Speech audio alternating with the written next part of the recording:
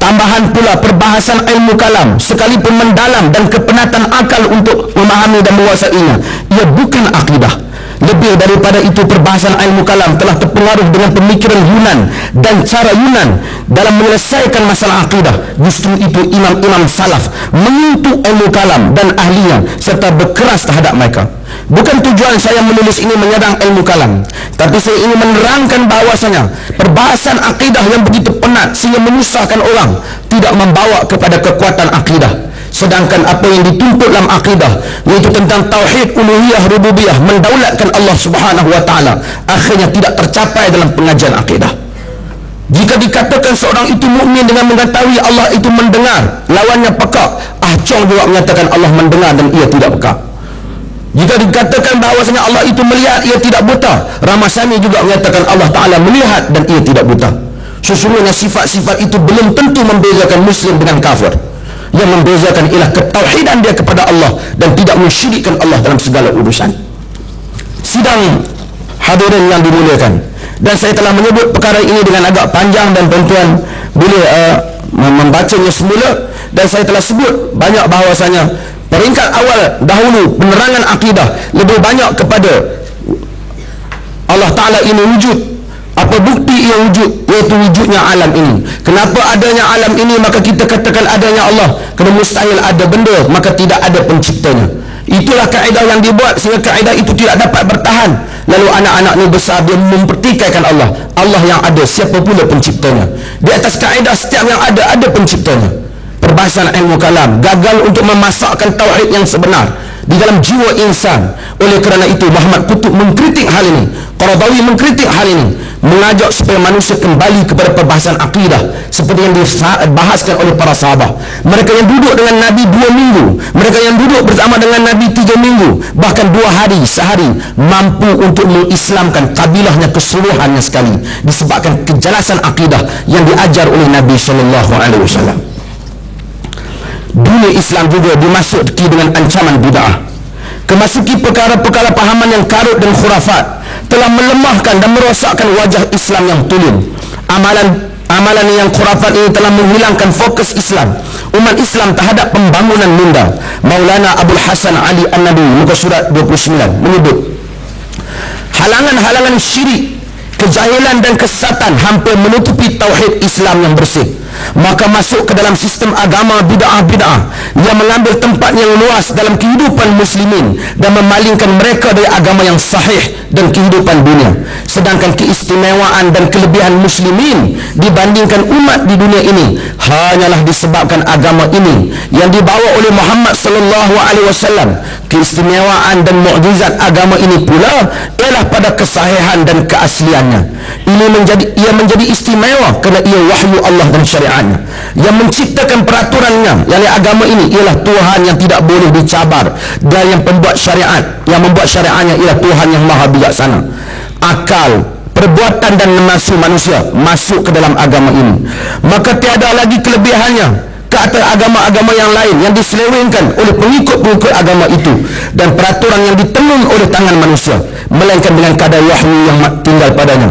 Tidak lagi menjadi penjamin sekali kebahagiaan dunia dan akhirat, dan tidak lagi benar-benar menundukkan akal dan menarik manusia kepadanya. Kata maksud Nabi, apabila masuknya khurafat ini, hilanglah Islam tulen. Bila Islam hilang, Islam tulen, tak dapat dibezakan Islam ini dengan agama lain yang juga mereka tidak tulen.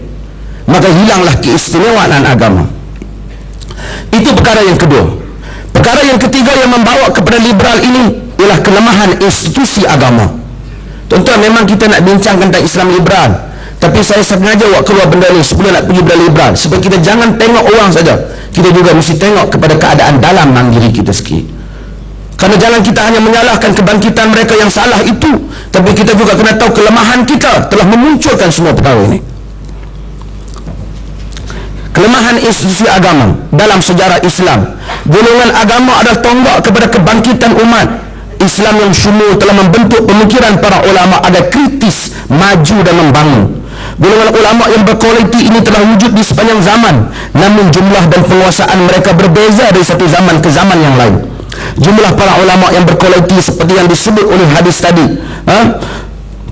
wujud tetapi berkurangan. Mungkin juga banyak ulama seperti itu dan pengikut mereka ramai, namun secara nisbahnya jumlah umat yang wujud, dinisbahkan pada jumlah umat yang wujud, mereka masih lagi kecil.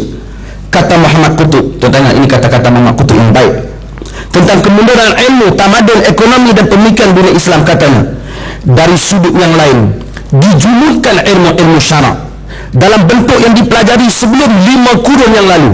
Kita belajar masuk mengaji di dalam masjid Rasulullah seakan-akan kita berada pada zaman sebelum penjajah masuk ke tanah Melayu ni, dengan bahasanya, dengan apanya, dengan ceritanya. Bila bak air telaga, air perigi, sekarang ada air paip dah. Ditambah dengan masuk ke dalamnya serangan pemikiran Greek dari ilmu kalam yang tidak berguna dan bermanfaat. Lebih daripada itu, ilmu kalam telah menukar pengajian akidah kepada perkara-perkara yang menyusahkan minda, lagi tidak berguna dan memayahkan. Mengubah akidah daripada inti kandungan yang hidup kepada isu-isu falsafah yang membawa kepada pertengkaran tanpa sebarang natijah dan tujuan. Lebih daripada itu, pelajar-pelajar agama telah bertukar menjadi para penghafal, bukan pemikir. Seseorang pelajar akan berilmu hanya dengan kadar apa yang dia hafal daripada teks. Ini kata Muhammad Qutb, syarah dan nota kaki. Namun dia tidak dapat berfikir untuk dirinya dan tidak dapat berfikir secara sendiri. Nak fikir untuk diri dia pun tak boleh. Nak berfikir sendiri, suruh duduk seorang-seorang berfikir pun tak boleh. Maka dengan itu kita ada lebih kurang 50,000 beragam umur. Maka para ulama kehilangan keaslian ilmu. Jadilah mereka itu golongan taklid yang hanya memetik daripada orang lain. Bahkan ditambah lagi keburukan yang ketiga, yaitu taksub mazhab yang mengenai seluruh para pelajar. Setiap orang taksub dengan mazhab yang dia membesar di dalamnya. Dia menjadikan kemuncak jihadnya untuk agamanya semata-mata untuk membuktikan mazhab dan syekhnya melebihi mazhab dan syekh orang lain. Ini kata Muhammad Qutb dalam bukunya Waqi'un al-Mu'asir, satu buku yang baik yang ditulis oleh Muhammad Qutb. Golongan agama dikuasai oleh golongan yang lemah kemampuannya. Singkat pula penguasaannya terhadap naskah agama dan pengetahuan semasa. Golongan yang mempelajari agama bukan lagi terpilih, sehingga orang Melayu umpamanya menganggap anak-anak yang kurang mampu akademik dihantar ke pengajian agama atau pondok. Akhirnya lahirlah golongan ustaz dan tok guru yang lemah kekuatan minda dan analisanya. Serentak dengan kekuatan kebendaan yang muncul di barat, kekuatan institusi agama pula bertambah lemah. Pengajian agama dibentuk begitu sempit dengan nilai-nilai taksub mazhab. Lalu mereka membela mazhab melebihi dari membela Islam. Di samping mereka pula terpencil dari dunia akibat diracun pemikiran kesufian yang melampau dan terbebas, memusuhi perkara-perkara baru yang mereka jahil mengenainya. Ini seiras dengan tindakan gereja yang membawa kebangkitan revolusi Perancis ataupun revolusi industri. Golongan agama inilah yang mengeluarkan fatwa pintu ijtihad telah tertutup.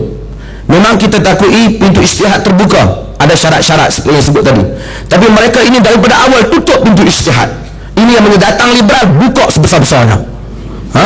Mula-mula kau ni kata tak boleh ijtihad, apa yang ada tu ikut saja, jangan bagi pandangan baru. Mari liberal buka, siapa nak ijtihad silakan. Sedangkan Islam kalau ijtihad itu boleh dengan syarat-syaratnya. Lalu mengharamkan segala pandangan baru hanya kerana mereka jahil mengenainya, bukan kerana ia bercanggah dengan agama. Golongan agama ini mengasingkan diri dari pentas kehidupan moden. Mereka kelihatan kolot dan tidak mampu mengambil tahu dunia sekitar. Fatwa-fatwa agama lebih condong kepada pengharaman, sedangkan dalam agama asal sesuatu perkara bersifat muamalah adalah harus. Mereka pula menjadikan asal apa yang mereka tidak faham dan tidak tahu adalah haram.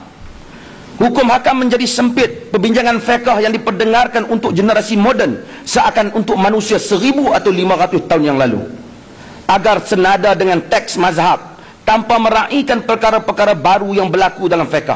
Mereka seakan manusia kehilangan kerja, lalu membahaskan masalah yang mudah menjadi payah. Soal wuduk saja disyarahkan hampir berbulan dengan andaian-andaian yang bukan-bukan, sedangkan pendengar perlu berwuduk segera 5 kali sehari. Contoh yang lain, soal niat yang begitu mudah. Setiap amalan itu dengan niat, namun ia dibahaskan dengan begitu payah. Diletakkan syarat-syarat yang bukan-bukan, syarat-syarat yang bukan memudahkan, sebaliknya memayahkan. Persoalan bagaimana hendak melafazkan niat saja mengambil masa yang begitu panjang dan berkesudahan dengan bertambah sukar dan was-was di dalam salat. Ini semua dalil ni tuan-tuan baca kemudian lah. Saya nak terangkan apa yang berlaku pada dunia Islam. Sedangkan para ulama ini lupa bersifat agama. Muka surat 33. Yuridullahu bikumul yusra wala yuridu bikumul usra. Tuhan mau daripada kamu senang, Tuhan tak mau daripada kamu susah. Yuridullah an yukhaffifa ankum wa khuliqal insanu dha'ifa. Allah Taala hendak meringankan hukum pada kamu dan diciptakan manusia itu di dalam keadaan yang lemah. Banyak lagi nas-nas yang saya sebut sebelum itu. Alladzina yattabi'una ar-rasulan nabiyyal ummi yajidunahu maktuban 'indahum fit Taurat wal Injil ya'muruna bil ma'ruf wa yanhanahum 'anil munkar, sehingga akhir ayat. Semua ini menerangkan tentang bagaimana agama yang datang ini membebaskan manusia daripada belenggu kesusahan kepada kemudahan. Sikap taksub mazhab fiqh begitu kuat sehingga mereka enggan melihat pandangan-pandangan luar mazhab mereka yang mungkin lebih kukuh dan bermanfaat.